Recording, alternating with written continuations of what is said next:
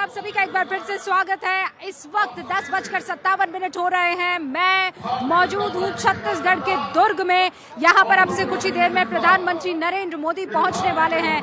हमें जानकारी मिली है कि किसी भी वक्त विजय संकल्प महारैली के इस मंच पर प्रधानमंत्री नरेंद्र मोदी मौजूद रहने वाले हैं। इस वक्त आपको देखिए सिलसिलेवार तरीके से यहाँ की जो लोकल लीडरशिप है वो अपने स्थान को ग्रहण कर चुकी है, नजर आ रहा है। प्रधानमंत्री नरेंद्र मोदी उस वक्त पहुंच रहे हैं जब सियासी पारा एकदम छत्तीसगढ़ में चढ़ चुका है। कल 508 करोड़ के रुपया लेने का आरोप जो है ईडी ने लगाया कि हमें पता चला है कि महादेव ऐप से 508 करोड़ रुपए लिए गए हैं भूपेश बघेल द्वारा। और उसके बाद भूपेश बघेल ने इसका कड़ा ऐतराज जताते हुए ये कहा है कि ये गलत तरीका है बीजेपी का ईडी को सीबीआई को इस्तेमाल करने का। लेकिन कल वो वक्त था जब संकल्प पत्र भी यानी मैनिफेस्टो जो है वो जारी किया गया था बीजेपी की तरफ से, और भारत 24 इनफैक्ट वहाँ पर मौजूद था। गृह मंत्री अमित शाह जो हैं वो मैनिफेस्टो रिलीज करने के लिए आए थे। उस मैनिफेस्टो को देखने के बाद बाकायदा उसे पूरा परखने के बाद भूपेश बघेल की तरफ से ये रिएक्शन आया है कि बीजेपी का ये संकल्प पत्र जो है वो झूठा है और वो घोषणा पत्र पर कैसे सवाल उठा रहे हैं आप एक झलक देखिए। कांग्रेस की जो गारंटी है उसका नकल किए हैं। और दूसरी बात यह है कोनो ऋण माफी की बात नहीं है, ओपीएस की बात नहीं हो रही है। और दूसरी बात यह है कि केंद्र सरकार ने ही बोनस देने पर रोक लगाया था। अब क्या वो जो रोक लगाए हैं मोदी सरकार ने उसको वापस करेंगे। दूसरी बात है कि डायरेक्ट ट्रांजैक्शन की बात करते हैं और हमारी सरकार तो लगातार कर रही है, तीसरे दिन में भुगतान हो जाता है। अब बोलते हैं नकद भुगतान करेंगे, तो ये जो वो कहते हैं डायरेक्ट ट्रांसफर होना चाहिए, तो अपने ही आदेश का के विरोध में ये अपना। समीर चौगावकर साहब वरिष्ठ पत्रकार, राहुल लाल जी राजनीतिक विश्लेषक, संजय राणा जी राजनीतिक विश्लेषक हमारे साथ बने हुए हैं। सबसे पहले राहुल लाल जी, ये जो घोषणा पत्र आया है, कल बहुत से बीजेपी के लीडर्स से मेरी बातचीत चल रही थी। उनका ये कहना था कि भाई वो 3 बिंदु बड़े महत्वपूर्ण हैं जो जनता के दिलों तक पहुंचने वाले हैं। पहला तो ये है कि वो जो 3100 रुपये 21 क्विंटल पर एकड़ धान की खरीदारी का वादा किया है। दूसरा, महतारी जो महिलाएं हैं उनको वार्षिक 12,000 रुपये देने का ऐलान। और तीसरा है जो रामलला के लिए जो भी दर्शनार्थी जाना चाहते हैं अयोध्या में, उनके लिए सरकार की तरफ से विशेष सहायता। लेकिन दूसरी तरफ आपने सुना क्या कह रहे हैं भूपेश बघेल। वो ये कह रहे हैं ओपीएस चाहे वो कर्नाटक हो, हिमाचल प्रदेश हो, एक बहुत बड़ा जीवन दान जो है वो कांग्रेस के लिए रहा है। तो यहाँ पर कौन आगे इस वक्त आपको नजर आ रहा है? हालांकि मैनिफेस्टो कांग्रेस का रिलीज नहीं हुआ है। देखिए रूबिका जी, जो मैनिफेस्टो है छत्तीसगढ़ का भारतीय जनता पार्टी का, उस मैनिफेस्टो को देखकर यह स्पष्ट होता है कि भारतीय जनता पार्टी जान चुकी है कि वो छत्तीसगढ़ में नहीं आ रही है। तो इसलिए वो वादे कर रहे हैं। वादे करने में क्या कर रहा है? हम लोगों ने देखा है किसानों को इतनी संवेदनशीलता प्रकट कर रहे हैं छत्तीसगढ़ के भीतर, लेकिन दिल्ली में सीमा के पास चारों तरफ किस तरह से क्या स्थितियां बनी थी, किसानों के साथ इस सरकार ने क्या व्यवहार किया था, वो हम लोग देख चुके हैं। प्रधानमंत्री लगातार कहते हैं कि भाई जन कल्याणकारी योजनाओं को वो रेवड़ी कहकर के उसको नकारते रहते हैं।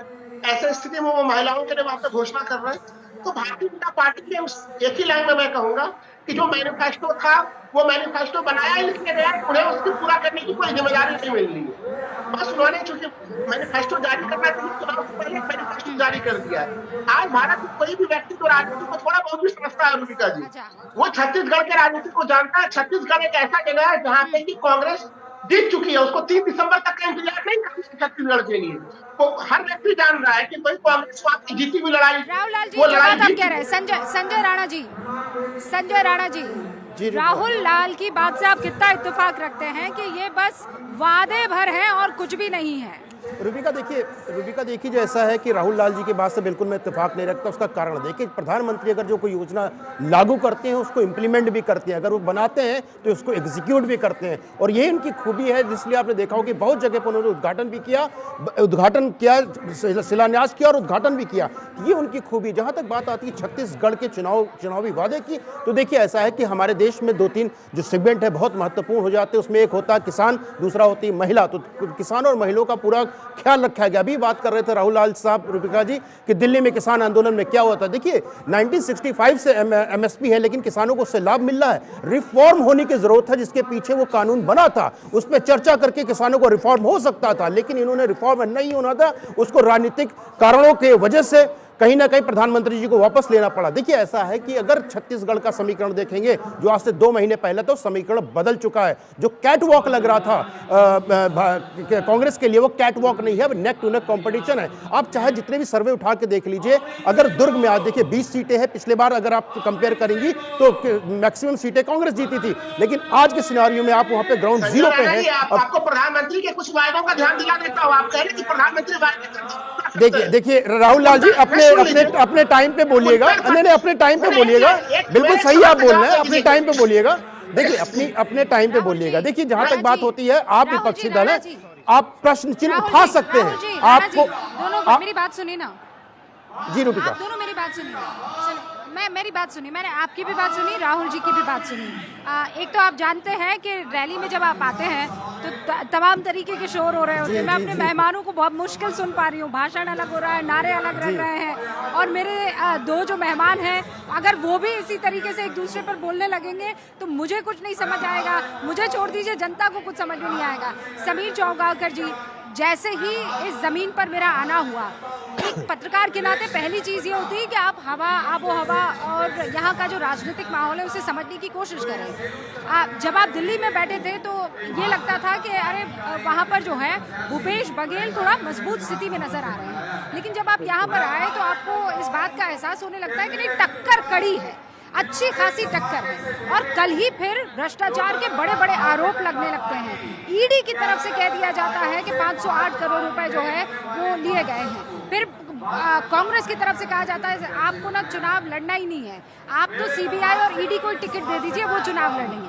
अब माहौल जो है एकदम, शुरू में ये कहा जा रहा था, समीर जी आप भी जानते हैं कि ये चुनाव में उतना एक्साइटमेंट नहीं दिख रहा है। कब आए कब निकल जाएंगे पता नहीं है, लेकिन मुझे लगता है अब वो शुरुआत हो गई। बिल्कुल, इसमें कोई दो राय नहीं। कल जब ईडी की जानकारी आई है कि 508 करोड़ रुपए भूपेश बघेल को दिए गए हैं, उसके बाद से लग रहा है कि मुझे इस पूरे चुनाव के अंदर एक गर्मी भी आ गई है और आरोप प्रत्यारोप का दौर भी शुरू हो गया नेताओं के बीच में। आप देखिए, आज सुबह स्मृति ईरानी केंद्रीय मंत्री ने अपनी पत्रकार वार्ता में बहुत स्पष्ट पूरे एपिसोड को बताया कि शुभम सोनी कौन था, असीम दास की क्या भूमिका थी। और आप रूबिका जी देखिए, छत्तीसगढ़ जैसे छोटे राज्य के अंदर 450 करोड़ रुपया ईडी अगर जब्त करता है तो आप अंदाजा लगा सकते हैं कि कितने बड़े पैसों का छत्तीसगढ़ के अंदर हवाला के द्वारा ट्रांजैक्शन हुआ था। मध्य प्रदेश और राजस्थान जैसे बड़े राज्य में भी अभी इतना पैसा पकड़ा ही नहीं आया जितना छत्तीसगढ़ के अंदर 450 करोड़ रुपए ईडी अभी तक रिकवर कर चुकी है। और 2 दिन पहले अभी ट्राइडेंट का आया था होटल में, किस हिसाब से असीम दास को पैसों के साथ पकड़ा गया है। मुझे लग रहा है कि ये जो पूरा खेल है, महादेव ऐप के द्वारा जो पैसा लाया गया है छत्तीसगढ़ के चुनाव को प्रभावित करने के लिए, मतदान के पहले जनता को बांटने के लिए और पैसों के माध्यम से चुनाव में सरकार बनाने का खेल जो कांग्रेस कर रही थी, मुझे लग रहा है यह पूरा ईडी ने एक्सपोज कर दिया है। और आने वाले दिनों में लेकिन समीर जी, ये मेरे पास भूपेश बघेल ने जो सफाई दी है अपने ट्विटर पर, वो पूरा लेखा है। उसमें देखिए वो क्या कह रहे हैं कि एक सेकंड, वो वाला हिस्सा मुझे निकालने दीजिए। हाँ, इस समय राज्य में चुनाव हो रहे हैं, सब कुछ चुनाव आयोग के हाथों में है। पुलिस के अलावा सीआरपीएफ के जवान जांच कर रहे हैं। ऐसे में सवाल ये उठता है कि इतनी बड़ी रकम लेकर लोग किस तरह से छत्तीसगढ़ पहुंच पा रहे हैं। कहीं इसमें केंद्रीय एजेंसियों की साठगांठ तो नहीं चल रही है, वो बड़ा आरोप लगा रहे हैं। को आरोप लगाने का पूरा अधिकार है, क्योंकि उनको पता है कि अब वह ईडी की जांच में बुरी तरीके फंस चुके हैं। जिस तरह से कि दिल्ली के मुख्यमंत्री अरविंद केजरीवाल शराब घोटाले में ईडी की जांच के दायरे में आ चुके हैं, उसी तरह भूपेश बघेल महादेव ऐप से जो पैसा आया है, जिस पैसे की बंदरबाट कांग्रेस सरकार के राज्य में छत्तीसगढ़ में हुई है, चुनाव में इस्तेमाल करने के लिए हवाला से महादेव ऐप का अनैतिक पैसा लाया गया है, उसकी पूरी जांच हो रही है। और मुझे लग रहा है कि अब अंतिम कड़ी भूपेश बघेल के दरवाजे तक पहुंच चुकी है और ईडी किसी भी समय उनका दरवाजा खटखटा सकती है। ये भूपेश बघेल समझ गए, इसलिए वह ट्विटर पर इस तरह का जिक्र कर रहे हैं। भूपेश बघेल को सफाई देना है तो जब ईडी उन्हें बुलाएगी उस समय वह ईडी के सामने हाजिर होकर अपनी सफाई दे सकते हैं।